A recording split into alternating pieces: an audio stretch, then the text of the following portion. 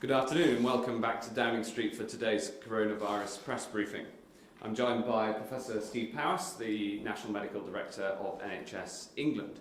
And before I turn to our vaccine delivery plan, which we've published today, I wanted to go through the latest coronavirus data. As we know, the new variant of this coronavirus is highly contagious and it's putting the NHS under very significant pressure. Yesterday, 46,169 positive cases of coronavirus were recorded across the whole of the UK. And as the slide shows, 32,294 people are currently in hospital with coronavirus. That's across the UK, and as you can see, that is up sharply, even on just a week ago. It's up 22% on this time last week. The average number of deaths reported each day over the past week is 926. And our hearts go out to the family and the loved ones of each and every person who's died with coronavirus. As the Chief Medical Officer said earlier today, we're at the worst point in this pandemic, and you can see that from this slide and from the increase in number of people in hospital. So the NHS, more than ever before, needs everybody to be doing something right now, and that something is to follow the rules. And now I know there's been speculation about more restrictions, and we don't rule out taking further action if it's needed, but it's your actions now that can make a difference. Stay at home, and please reduce all social contact that is not absolutely strictly necessary. That's what's needed. Act like you have the virus. And it's all the more important to do all of this because the vaccine rollout is now proceeding at pace, and we all know that this is the way out of the pandemic. I'm determined, as I have been for almost a year now, to drive this vaccination programme as fast as is safely possible. I'm determined to ensure every adult in this country has the chance to be vaccinated, and that as many people as possible take up that chance to be vaccinated. And vaccines are important, and I care about vaccines because I want our country to get back to normal as fast as possible. I want us to have that great British summer. And my team and I are working hard to deliver this as fast as possible, both to save lives and to make people safe and to protect the NHS and reduce the very significant pressures it's under right now. I wanted to bring you up to speed with the very latest statistics on vaccination. So far, across the UK, we've given 2.6 million doses to 2.3 million people. And we've protected more people through vaccinations than all other countries in Europe put together. Today, I'd like to take you through the details of our UK vaccination delivery plan that we've just published. It sets out how we will build on the work that's been done so far and put in place the biggest vaccination programme in British history. There are 4 parts to the plan. The first is supply. I've always believed that British science would come and find the solutions to get us out of this. For a year now, we've been working to develop and buy vaccines for everyone in the UK. Thanks to our investment in Ebola and MERS vaccines several years ago, the Jenner Institute at Oxford University was able to repurpose the work that it was doing and move so fast to develop a successful coronavirus vaccine. But our search has been global throughout. So whilst we've backed the scientists who are working on this here at home, we've also worked with international partners like Pfizer and BioNTech to ensure that we were the first country in the world to authorise and use the Pfizer-BioNTech vaccine. And of course the Moderna vaccine is now authorised and ready to bring on stream. I want to thank everybody who's been involved in this, but the work is not yet done. The supply of vaccine is the current rate-limiting step, and we will bring forward as much vaccine as becomes available. And we must ensure that we have the vaccine development and manufacturing capabilities in this country for the future too. The next part of the plan is prioritisation. This has been much discussed.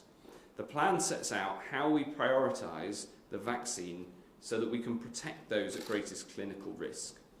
And one simple statistic explains why this is important. The top 4 priority groups account for 88% of the deaths from COVID. This stark fact explains why we must prioritise according to clinical need to save lives, and because that is the fastest route to safely lifting restrictions. We're on track to deliver on our pledge to offer a first vaccine to everyone in the top 4 cohorts by the 15th of February. And I want to give you an update on progress. 2/5 of over 80s have now received their first dose. Care home residents are, of course, in the very top priority group. In the last few days, since the Oxford vaccine was approved for use in primary care on Thursday morning, we've significantly accelerated the care home vaccination rollout. Almost a quarter of older care home residents have now received their first dose of the vaccine. And we're committed to reach every care home resident this month, and I want to see as much as possible of that as soon as possible. I'm incredibly grateful to everybody working in social care, and whether in care homes or in domiciliary care, for everything that they're doing to keep the people who are the most vulnerable to COVID, to keep them safe right now. This is not easy, but it is vital. And it's vital too that when the vaccine reaches your care home, that everyone, residents and staff alike, step forward and get that jab. Each of these jabs saves lives, and we're making this happen as fast as we can.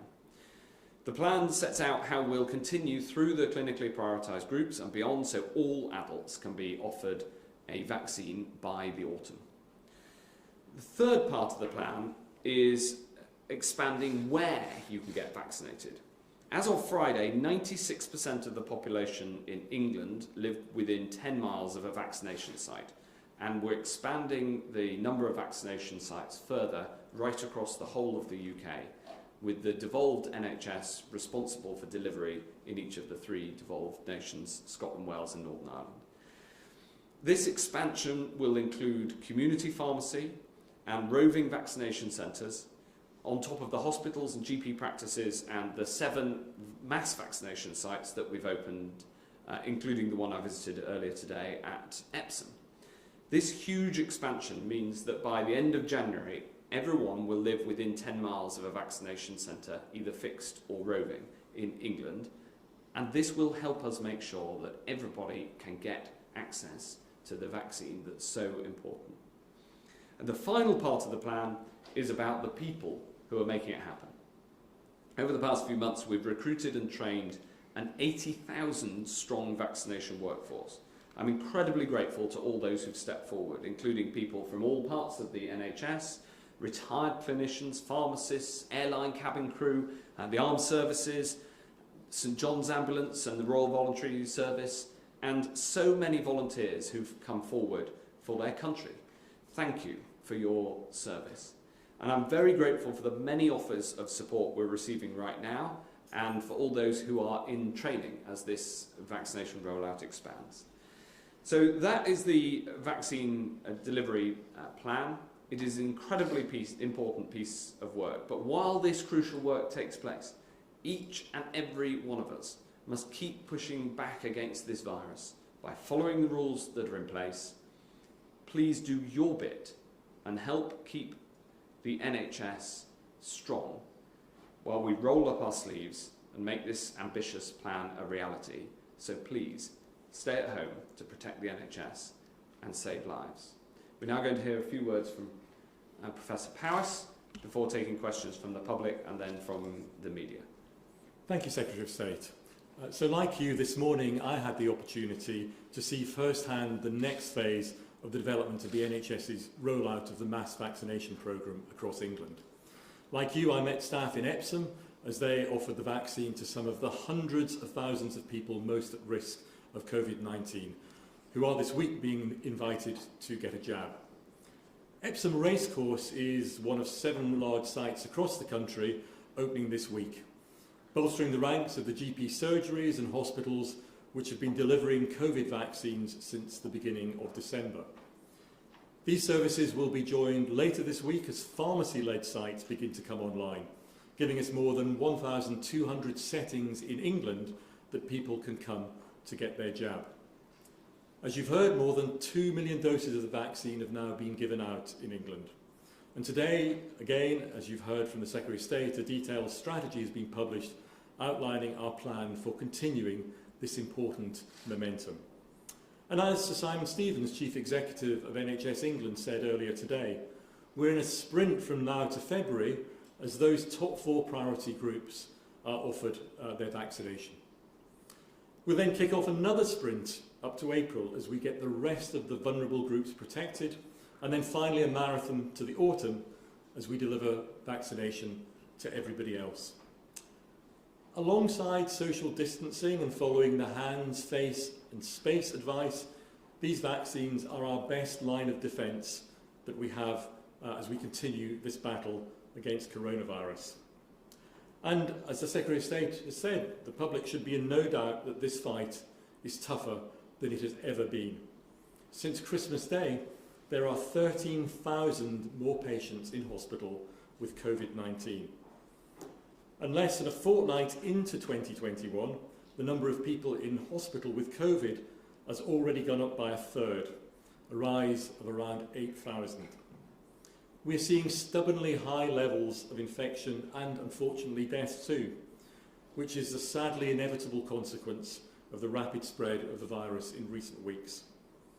Hospitals throughout the country are now seeing significant and sustained pressure from those rising numbers of COVID-19 patients. Even in the area of the country with the lowest number of patients, the South West, has more people in hospital now than the entire country combined did at the end of September. And with hospital admissions typically occurring around 2 weeks after transmission of the virus, we're still to see the full impact of the Christmas loosening of restrictions reflected in those hospital numbers. So in short, as the Chief Medical Officer and the Secretary of State have said, this is an extremely serious moment for the country.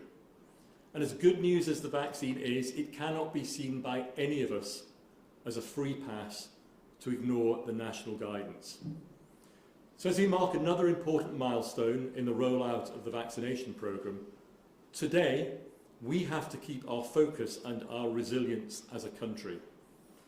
I know from talking to my colleagues throughout the front line of the NHS that in their response to the coronavirus, they are incredibly grateful for the outpouring of support and praise that they have received during the last year.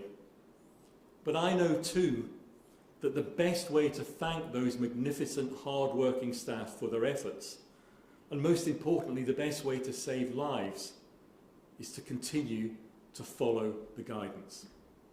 Thank you. Thank you very much. We'll now go to the to members of the public, and the first question by video is Beverly from London. Now that children are going to have to learn online, can I ask how the families that cannot afford laptops or computers are going to be supported? Yes, this is an incredibly important question, and my colleague Gavin Williamson, the Education Secretary, is sending out over 500,000 laptops and making sure, as much as is possible, that those laptops get to the people who need them, who won't be able to afford a laptop, so that a child can engage in online learning. We all know that the restrictions around pupils going to school, the closure of many schools, except of course to the children of key workers who need the children to be in school so that they can get to work. We know that that is a really difficult thing to have done, and I hope that this provision of laptops will help to make sure that everybody can get the education that they need as much as is possible, and of course we'll get the schools open again as soon as it's safe to do so. Thanks, Beverly. Next question's from Elaine in Glasgow. At what point during the UK's vaccination drive will the government determine that enough vulnerable people have been vaccinated and allow lockdown restrictions to start being eased and then finally lifted? this is an absolutely key question, Elaine. It's the central question that that so many people ask, and I'll explain how we're going to go about answering that, because obviously we can't, as of today, give an answer in terms of dates. But we can see, and you can see in the plan that we've published, that 88%, so nearly 9 in 10 of the deaths have occurred amongst people who are either over the age of 70 or clinically extremely vulnerable, or health and social care workers, so the top 4 groups. That's why we're going so hard to ensure that they all have the offer of a vaccine, and as many as possible take up that offer by the 15th of February. Then I very much hope we will see the number of deaths from this disease coming down. But those who are in their 60s, so those who are younger than those top 4 cohorts, are also, although they also can die from COVID, of course, they also are a significant proportion of those in hospital and the pressure on hospitals. So we've got to make sure that we get them vaccinated as fast as possible too, and we will monitor very closely the impact of the vaccination programme on hospitalisations and on the pressure on hospitals right across the UK. Now, the lifting of restrictions will of course be a decision for each of the devolved administrations and for the UK government here in England, and so it'll be a decision for the Scottish government in Glasgow, where you are, Elaine, but it's something that we talk about all of the time, trying to know when we'll be able to say more and set out more in detail than what I've just said to you now, which essentially is the summary of how much we know. There's one fact that we don't know yet either that is critical, and then I'll ask Steve to describe the risks in terms of hospitalisations. There's one fact we don't know, which is we know that the vaccine reduces your chances of getting COVID and then of being hospitalised or dying from COVID, and we know that it gives you that protection. What we don't yet know, but we are following very closely, and there's detail set out in the plan today, is how much you might transmit COVID, even if you don't suffer from the disease after you've had the vaccine. We hope that we very much hope it has a significant downward impact on that transmissibility after you've been vaccinated, and it's something that we are monitoring, and in fact we're testing people for after they have had the vaccine. This is called the pharmacovigilance strategy, and there's a full paper on that that's being published alongside the vaccine and deployment plan today. Steve, I don't know if you've got anything to add. Yes, thank you, Elaine. And as the Secretary of State has said, we are prioritising the vaccination of those people in those first high priority cohorts, because those are the people who are at greatest risk of dying, unfortunately, but they are also the groups who are most at risk of having to be hospitalised. And so it is the case that as the vaccination programme builds momentum and rolls out to more in those groups, we will inevitably begin to see a reduction in hospitalisation. But we're not going to see that now. We're not going to see it next week or the week after. It won't be until we get to February that we will start to see the early signs of that.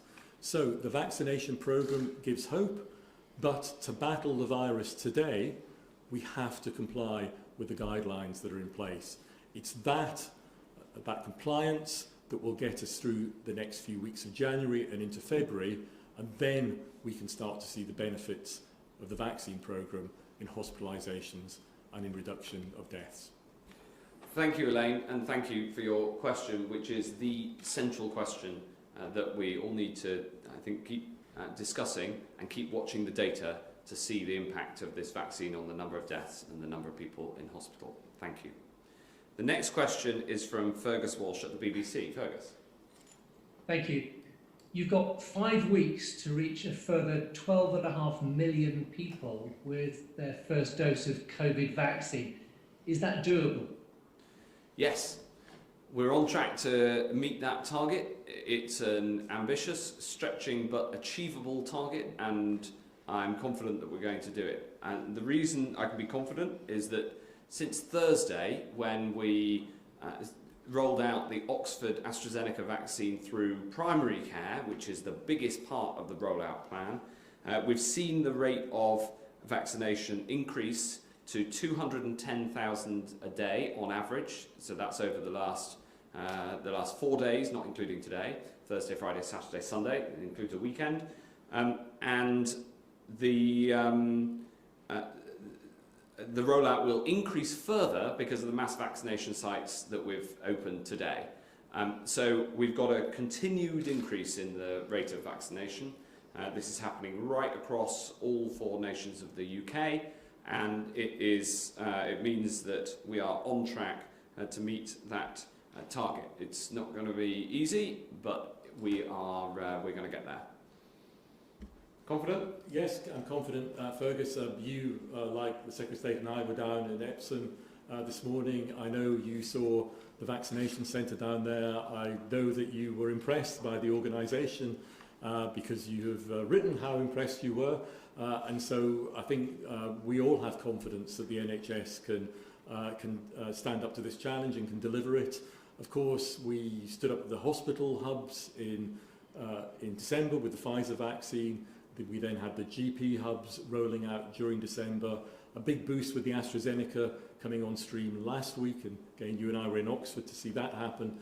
This gives another boost, another gear change. And of course, community pharmacies coming on stream later this week is another gear change again. So for all those reasons, as I've said many times, if we get the supply delivered to us, the NHS will get that supply of vaccine jabbed into people's arms as quickly as we possibly can. It's in all our interests, for the reasons I've given, to speed through those high priority groups. Thanks very much, Fergus. Emily Morgan, ITV. Thanks, Secretary of State. You say you don't rule out tightening the restrictions, but judging by the behaviour of people over the weekend, isn't now the time to act and make the rules stricter? Well, the most important thing about the rules is that people need to follow them. And that is absolutely critical, and you can see from the state of the NHS why that's so important. So stronger enforcement is necessary, and I'm delighted that the police are stepping up their enforcement. But it isn't just about the government and the rules we set, or the police and the work that they do. It's about how everybody behaves. I applaud the action Morrison's has taken today, the supermarket. They've said that they will not let people in without a mask unless they clearly have a medical reason. That's the right approach, and I want to see all parts of society playing their part in this. So yes, of course we keep these things under review, and we've demonstrated that we're willing to tighten the rules if they need to be tightened. But the thing that really matters right here, right now, is that everybody follows the rules as they are today, and everybody can play their part in doing that. Laura Bundock from Sky. Secretary of State, earlier today the Prime Minister warned about complacency at this dangerous moment in the pandemic, and yet nearly 3 weeks ago he was allowing people to socialise indoors over Christmas. Was that complacent, and are we paying the price for that now? Well, we're seeing that the new variant of the virus is incredibly transmissible. It's contagious, highly contagious. And the fact that it spreads so easily from one person to the other means that we have this incredibly difficult few weeks ahead of us, whilst we get the vaccination plan rolled out, as we were just discussing. And it's imperative that everybody not just follows the rules, and not just sees the rules as a limit that should be stretched, but rather behaves as if they have the virus and limits the amount of social contact that everybody has. And I know that's difficult. Honestly, I really do. But it's so important for everybody. And so don't flex the rules. I've said before that a flex to the rules can be fatal. And what I mean by that is if people push the boundaries of these rules or don't take them seriously, then that can lead to more infections, and that can lead to more deaths. And the vast majority of people are following the rules, but it's very, very important that everybody does. Steve?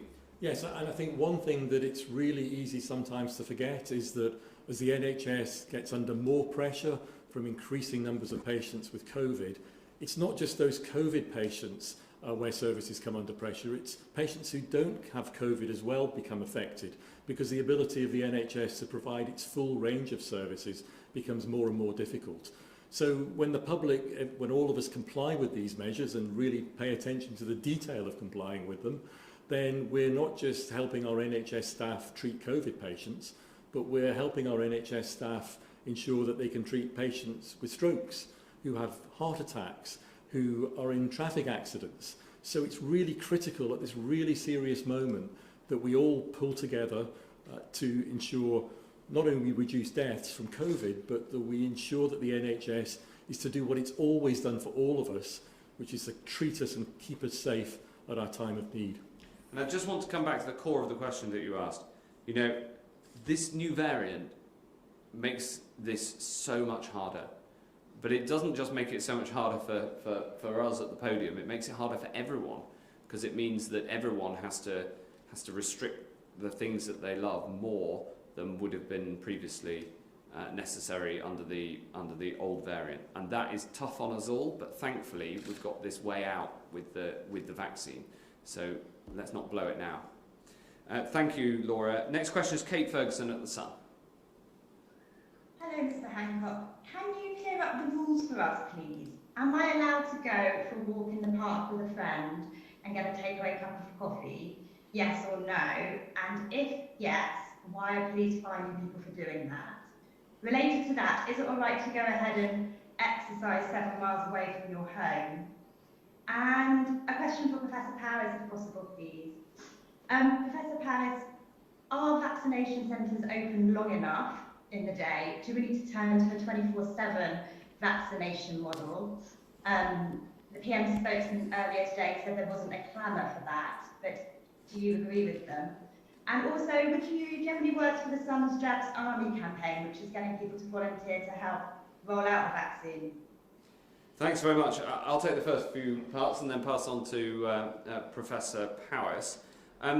Yes, you can go and exercise in the park with one other person, but only one other person. And we've been seeing large groups, and that is not acceptable. You should be 2 meters apart from the other person. And you know, this is one of those rules where if too many people keep breaking this rule, then we are going to have to look at it. But I don't want to do that, because for many people, being able to go for a walk with a friend, that, especially if they live on their own, that often is their only social contact. So we don't want to have to change that rule. And it's very important that people don't, as I say, flex and try to push the boundaries of it. It is okay to go for a walk with one other person around a park, but you should stay 2 meters apart from that other person. And likewise, it is okay to go, if you went for a long walk and ended up 7 miles away from home, that is okay, but you should stay local. You know, you should not go from one side of the country to another, potentially taking the virus with you, because remember, 1 in 3 people who have the virus don't know they have it because they have no symptoms and yet still pass it on. So it is okay to go for a long walk or a cycle ride or exercise, but stay local, and please get out there and take exercise, because it's good for you, it's good for your physical and mental health, but don't say that you're exercising when really you're just socialising. Go and do exercise with somebody else, because that's what the rule is there for, and it's there to support people, and we really don't want to have to tighten that further. I'm just going to say one thing about 24/7, which is that, you know, we'll do this if it's needed. Absolutely, we'll do whatever it takes to get this vaccine rolled out as fast as possible. The thing is that if both the person doing the vaccination and the person being vaccinated would both prefer for that to happen in the middle of the day rather than the middle of the night, then that's probably when we should do it. But there are groups, night shifts for instance, where it might be the best approach, and you know, our attitude on the vaccine rollout is whatever it takes to do this as fast as safely possible.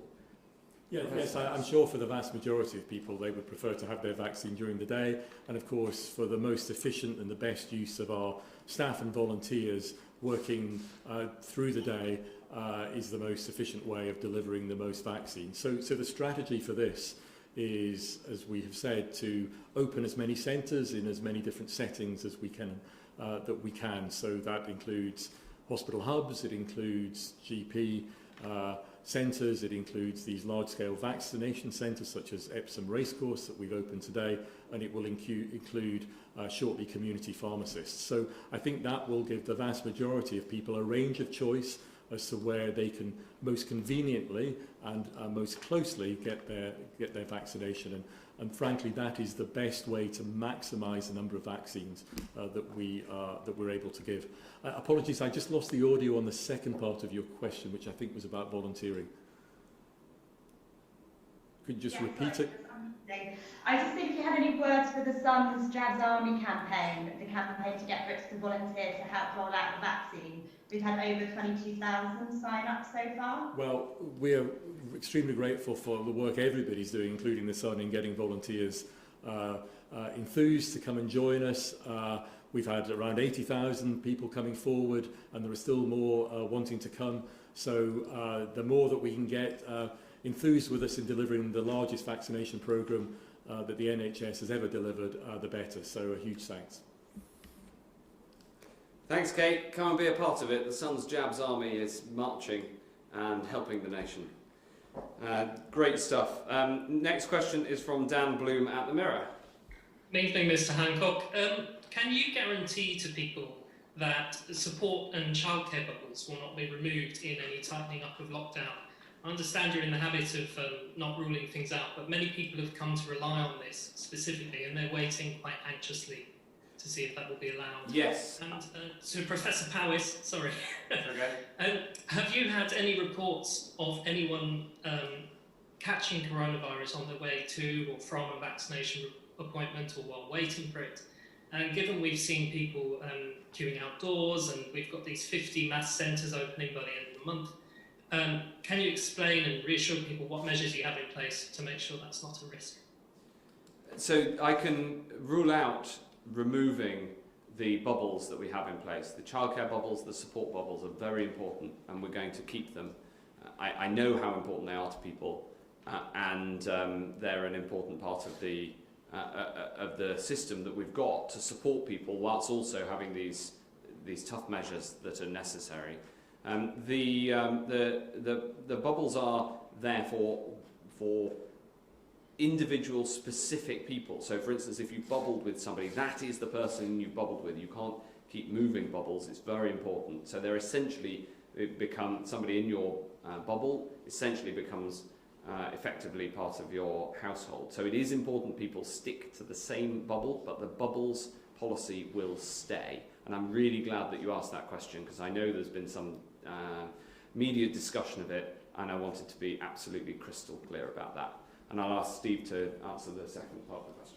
Yes, all the centres that we have set up to vaccinate, whether it's those large-scale vaccination centres, the GP-led hubs, or the hospital hubs, have all put in place the appropriate infection prevention and control to ensure that they minimise the risk of any spread, and also are putting in place the appropriate social distancing so that people are staying apart and the risk of transmission is as low as possible. And certainly down in Epsom this morning, I talked to them about ensuring that people weren't going to be queuing in the cold, and they had their systems in place to ensure that wouldn't happen, and socially distanced areas that they could use if they needed to. Or people contracting the virus on their way to the centre?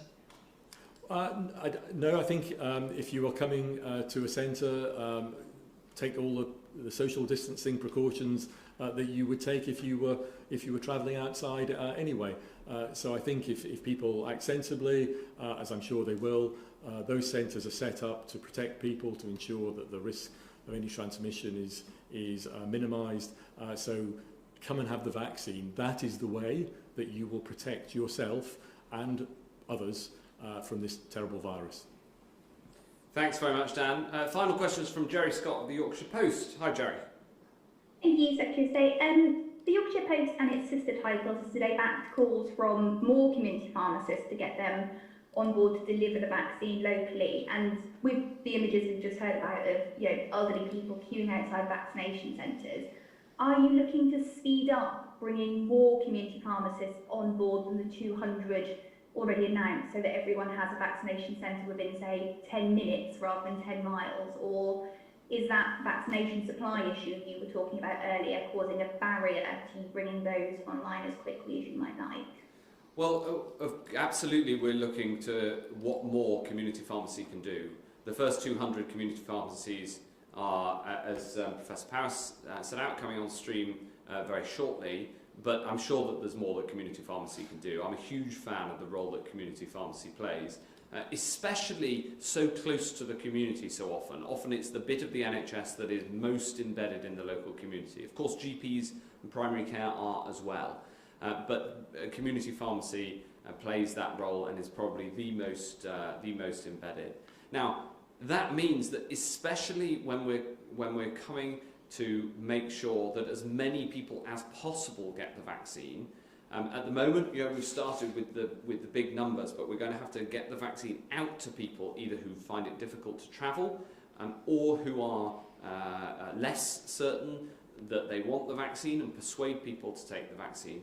And I think that community pharmacy will have a particularly important role in that stage of the campaign.